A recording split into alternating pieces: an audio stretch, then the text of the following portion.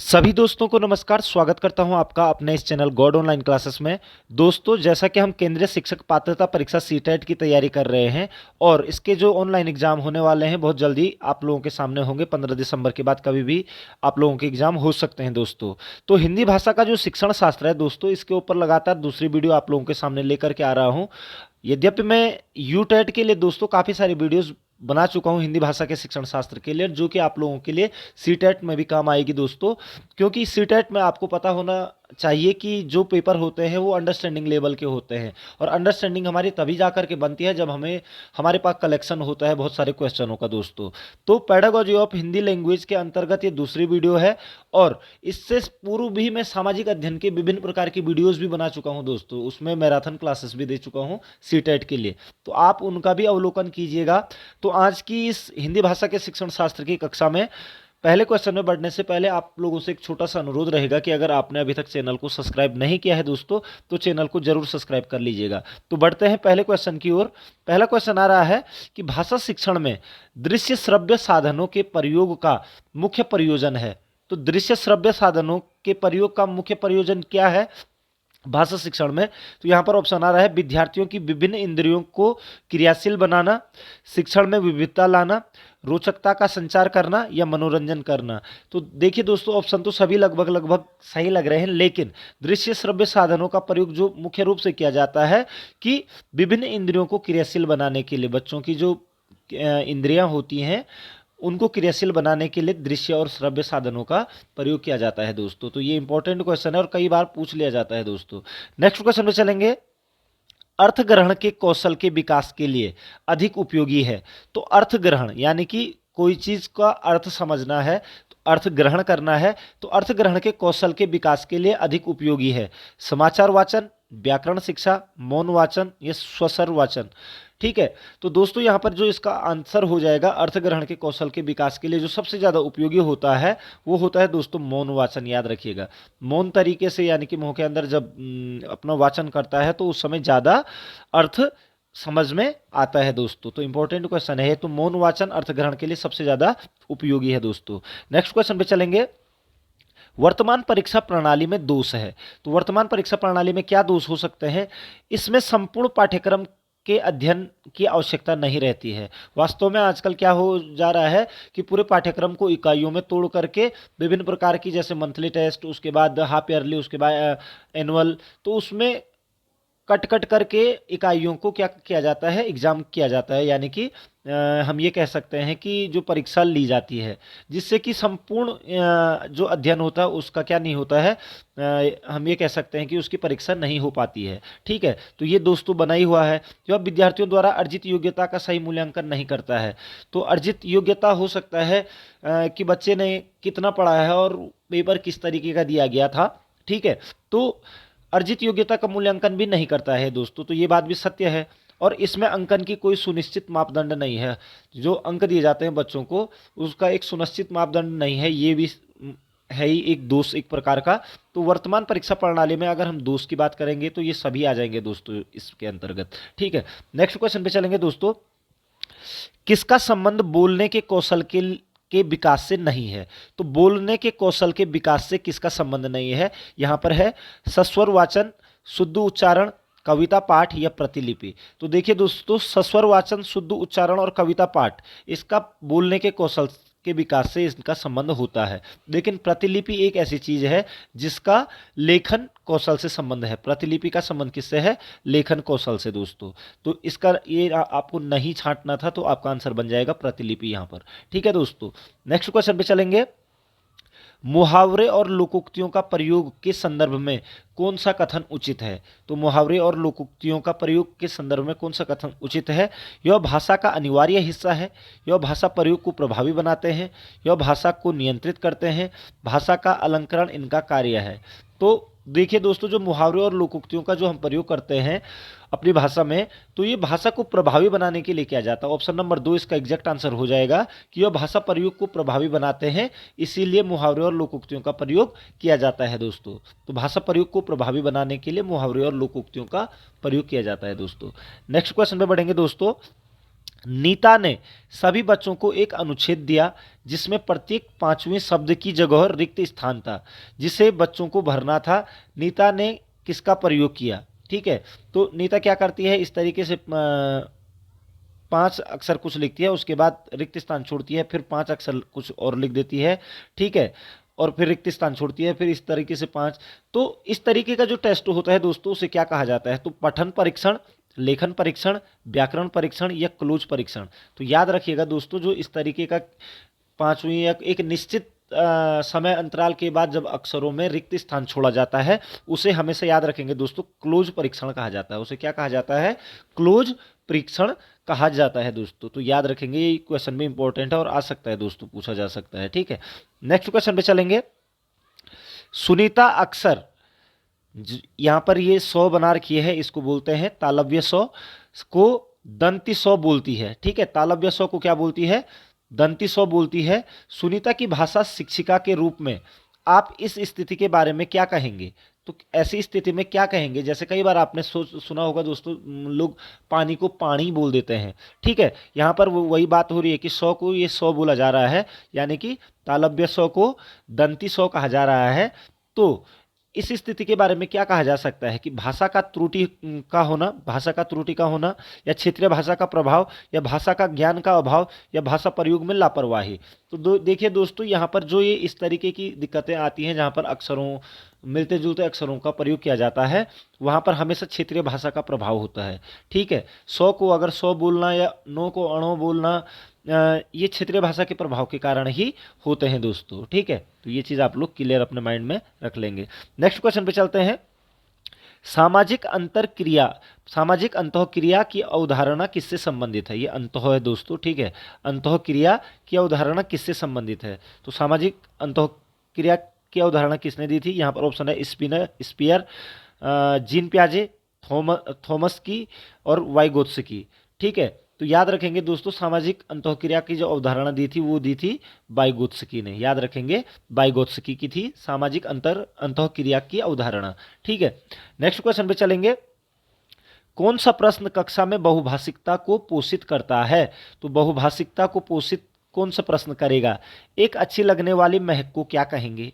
बुरी लगने वाली महक को क्या कहेंगे? तुम्हारे घर में किस किस की महक आती है? फूलों के नाम अपनी भाषा में लिखिए। तो बहुभाषिकता का मतलब होता है, क्योंकि एक स्कूल में विभिन्न समुदायों से बच्चे आते हैं और उनकी अपनी क्षेत्रीय भाषाएं, अपनी मातृभाषा अलग अलग होती है। तो बहुभाषिकता को पोषित करने के लिए सबसे अच्छी बात क्या है कि फूलों के नाम अपनी अपनी भाषा में लिखने के लिए बोलेंगे, तो बहुभाषिकता का पोषण होगा दोस्तों उस कक्षा में। ठीक है, तो फूलों के नाम अपनी भाषा में लिखो, ये यहाँ पर बहुभाषिकता को पोषित करता हुआ प्रश्न प्रतीत होता है दोस्तों। ठीक है, अगर वीडियो पसंद आ रही है दोस्तों तो आप लाइक जरूर करेंगे। नेक्स्ट क्वेश्चन पे चलते हैं दोस्तों। भाषा शिक्षण में सरल से कठिन की ओर शिक्षण करना है। तो सरल से कठिन की ओर शिक्षण करना क्या कहलाता है? शिक्षण सिद्धांत, शिक्षण सूत्र, वैज्ञानिकता पर, दार्शनिकता पर। तो सरल से कठिन की ओर जो शिक्षण होता है दोस्तों, वो एक क्या होता है? शिक्षण सूत्र होता है। याद रखिएगा, शिक्षण सूत्र यही कहता है कि हमेशा सरल से कठिन की ओर हमें शिक्षण करना चाहिए दोस्तों। तो सरल से कठिन की ओर जाने का मतलब क्या कर रहे हैं? हम शिक्षण सूत्र का प्रयोग कर रहे हैं दोस्तों। तो ये चीज आपकी क्लियर हो गई यहाँ पे। नेक्स्ट क्वेश्चन पे चलेंगे। भाषा की पाठ्य पुस्तक में लोकगीतों को स्थान देना। ठीक है, तो भाषा की पाठ्य पुस्तक में लोकगीतों को स्थान देना, गायन को महत्व देना है, परंपरा को निर्वाह करना है, भारत की सांस्कृतिक विशेषताओं से परिचित होने में मदद करता है, या बच्चों को संगीत सिखाने से जुड़ा है। तो काफ़ी सारे ऑप्शन हैं और ये ऑप्शन लगभग सही भी हैं दोस्तों, सभी। लेकिन सबसे बड़ी चीज़ क्या है कि लोकगीतों को स्थान देने से क्या हो जाएगा? अब यहाँ पर तो इसने पर्टिकुलर भारत की बात कर दी है कि भारत की सांस्कृतिक विशेषताओं से परिचित होने में मदद मिलेगी, यानी कि भारत के अंदर विभिन्न प्रकार की जो संस्कृतियाँ हैं उनसे परिचित होने में मदद मिलेगी लोकगीतों से। ठीक है, तो ये इसका आपका एग्जैक्ट आंसर हो जाएगा दोस्तों। ठीक है, नेक्स्ट क्वेश्चन पे बढ़ेंगे। पढ़ने की कुशलता का विकास करने के लिए जरूरी है कि, तो पढ़ने की कुशलता का विकास करने के लिए क्या जरूरी है? बच्चे को शब्दार्थ जानने के लिए बाध्य किया जाए, बच्चे को विविध प्रकार की विषय सामग्री उपलब्ध कराई जाए, बच्चों को द्रुत गति से पढ़ने के लिए बाध्य किया जाए, या बच्चों को बोल बोल कर पढ़ने के लिए निर्देश दिए जाएं।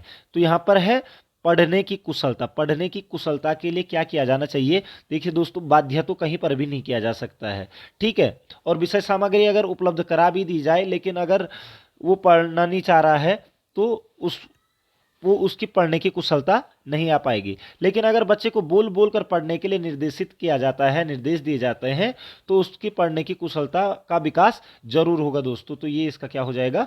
आंसर हो जाएगा। नेक्स्ट क्वेश्चन पे बढ़ेंगे। किसी रचना के बारे में स्वतंत्र राय बनाने का आत्मविश्वास विकसित करने के लिए निम्नलिखित में से कौन सा विकल्प आवश्यक है? तो किसी रचना के बारे में स्वतंत्र राय बनाने का आत्मविश्वास विकसित करने के लिए निम्नलिखित में से कौन सा विकल्प आवश्यक है? कवि और कविता बोध, साहित्य बोध तथा ऐतिहासिक बोध, साहित्य बोध तथा छंद बोध, भाषा बोध और साहित्य बोध।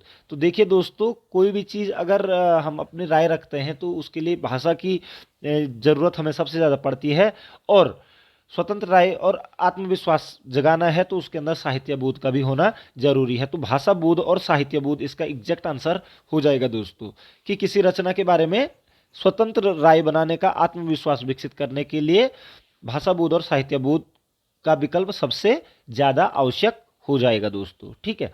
नेक्स्ट क्वेश्चन पे चलेंगे।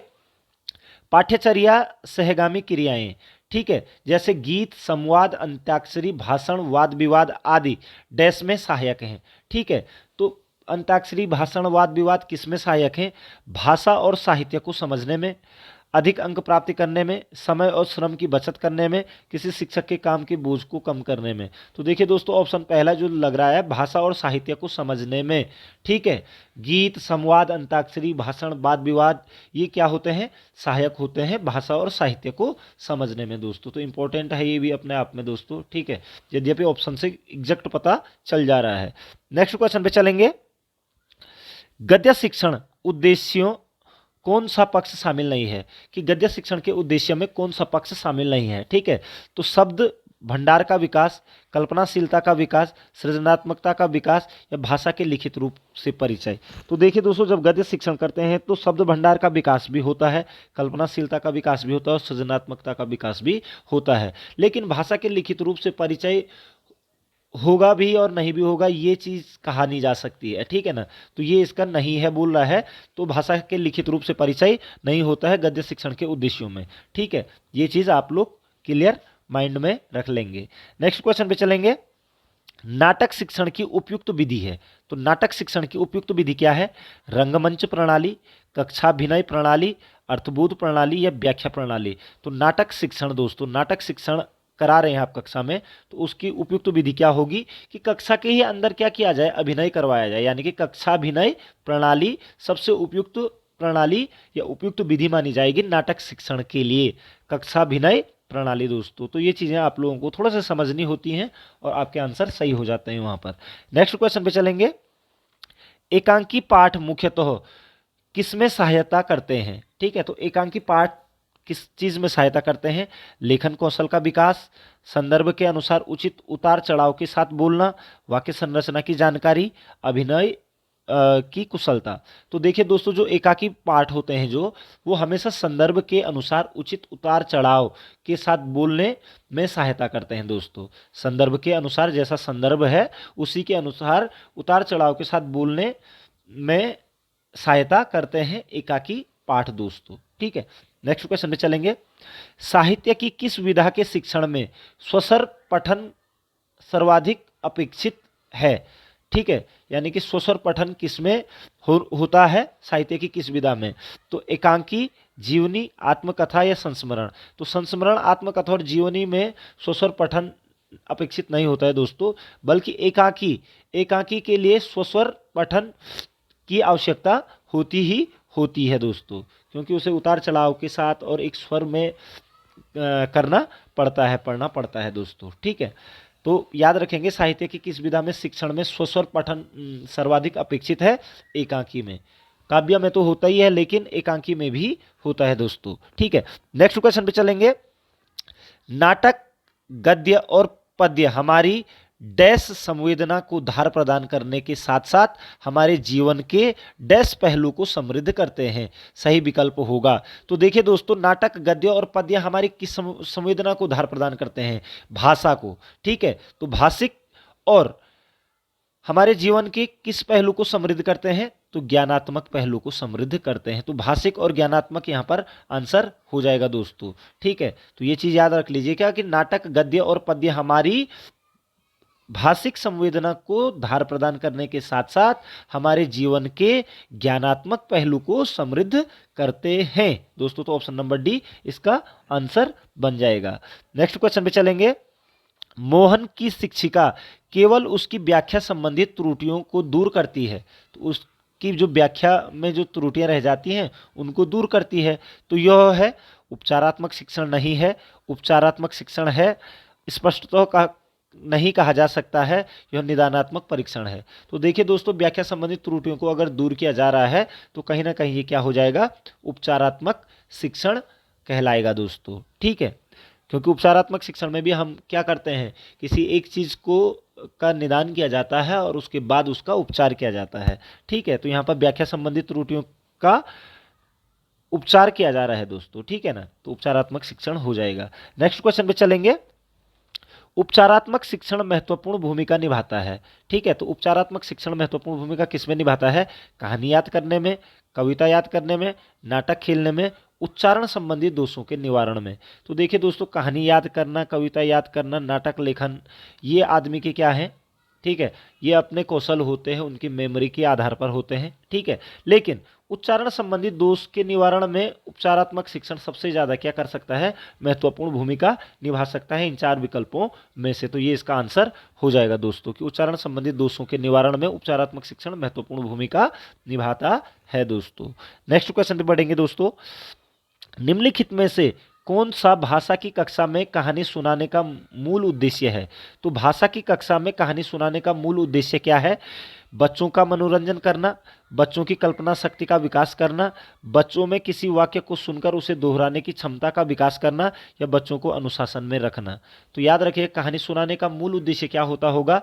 कि बच्चों की कल्पना शक्ति का विकास करना। बच्चों की जो कल्पना शक्ति जो बढ़ती है वो कहानियां सुना करके, कविताएं सुना करके, इनसे ही बढ़ती है दोस्तों। तो कहानी सुनाने का भी मुख्य उद्देश्य क्या होता है? बच्चों में कल्पना शक्ति का विकास करने का होता है दोस्तों। ठीक है, नेक्स्ट क्वेश्चन पे चलेंगे।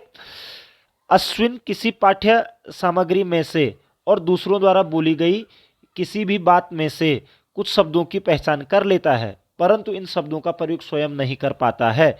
इन शब्दों को किस श्रेणी में रखेंगे? ठीक है, तो जो दूसरों के द्वारा बोली गई बात होती है या फिर पाठ्य सामग्री में से कुछ शब्दों कुछ बातों को अपने पास रख तो लेता है लेकिन उनका प्रयोग नहीं कर पाता है। ठीक है, कई बार हम लोगों को भी कई प्रकार के जैसे लोकोक्तियां और मुहावरे आते हैं, लेकिन जब बोलने की बारी आती है तो हम उनको अपनी बोलचाल में प्रयोग में नहीं ला पाते हैं। ठीक है, तो इस तरीके की जो चीज होती है दोस्तों, उसको क्या कहा जाता है? इस तरीके के जो शब्दों को क्या कहा जाता है? निष्क्रिय शब्द संपदा। ठीक है, उसको क्या कहा जाता है? निष्क्रिय शब्द संपदा। और अगर हमारे पास वो शब्द हैं और उनका हम अपने बोलचाल की भाषा में प्रयोग भी कर रहे हैं तो वो सक्रिय शब्द संपदा बन जाती है दोस्तों। तो यहाँ पर बहरहाल हमने देखा कि वो उन चीज़ों का प्रयोग नहीं कर पा रहा है, जबकि उसके पास वो शब्द हैं, तो वो किस चीज़ में चला जाएगा? निष्क्रिय शब्द संपदा के अंतर्गत आ जाएगा दोस्तों। ठीक है, नेक्स्ट क्वेश्चन पे चलेंगे। भारती नामक अध्यापिका कक्षा 8 के विद्यार्थियों की गलतियों को नोट करती जाती है और सप्ताह में एक बार शिक्षार्थियों से इन पर चर्चा करती है और गलतियों पर उनका ध्यान आकर्षित करती है और यह भी बताती है कि गलतियां कैसे हुई होंगी। वह शिक्षार्थियों को अपनी पर चिंतन मनन करने के लिए भी कहती है। वह क्या कर रही है? ठीक है, तो क्या कर रही है? जो मैडम है यानी कि जो भारती है वो क्या कर रही है कि प्रत्येक बच्चे की गलतियों को नोट कर रही है, उसके बाद अब सप्ताह के अंत में उस पर चर्चा कर रही है, उन गलतियों पर ध्यान देने के लिए कह रही है और कैसे वो गलतियां हुई हैं उनके बारे में बता रही है और उन गलतियों पर चिंतन मनन करने के लिए भी कहा जा रहा है। तो वो क्या कर रही है? यहाँ पर है त्रुटि विश्लेषण, प्रतिपुष्टि देना, व्याकरण के नियम बताना या व्याकरण सीखना।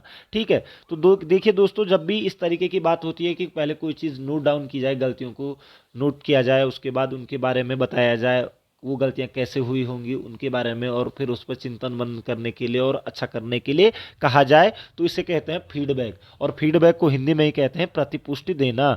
ठीक है, इसी तो यानी कि जो भारती नामक अध्यापिका है वो फीडबैक दे रही है बच्चों को और प्रतिपुष्टि दे रही है, देना होता है इसका मतलब हिंदी में दोस्तों। ठीक है, तो आई होप आपको ये चीज समझ में आ गई होगी। नेक्स्ट क्वेश्चन पे बढ़ेंगे।